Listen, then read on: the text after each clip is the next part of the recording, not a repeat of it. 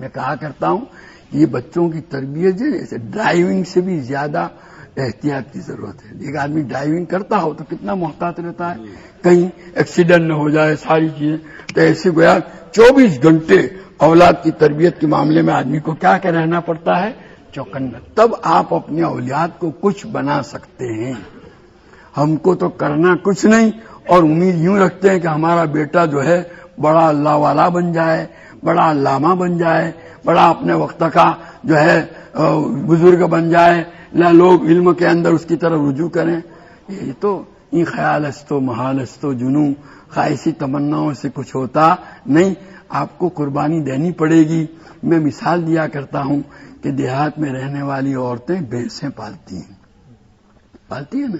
نا، تو جس زمانے میں بھینس دودھ دے رہی ہوتی ہے نا، تو اس زمانے میں دوسرے کسی بستی میں رشتے داروں میں اگر شادی ہے، کوئی تقریب ہے، گھر کے سب لوگ جائیں گے، لیکن وہ عورت جائے گی نہیں۔ وہ کہے گی میں جاؤں گی تو میری بھینس میرے علاوہ کسی کو دودھ دیتی نہیں ہے، وہ ہاتھ سے نکل جائے گی۔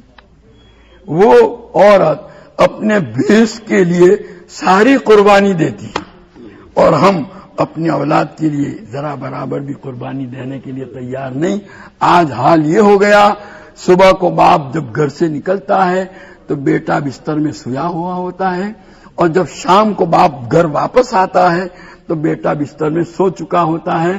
کب اٹھا، اٹھنے کے بعد کہاں گیا، کن دوستوں کے ساتھ رہا، کس کی صحبت پائی، کیا کیا، باپ کو کچھ معلوم نہیں۔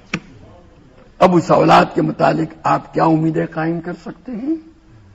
ہم نے کیا فریضہ انجام دیا اولاد کے متعلق؟ ضرورت ہے کہ اس کی طرف توجہ کی جائے، اور اللہ نے موقع دیا، اللہ کی اس نعمت کا حق یہی ہے کہ ہم اس کی طرف خاص توجہ برتیں۔ اللہ ہم سب کو اس کی توفیق اور سعادت عطا فرمائے۔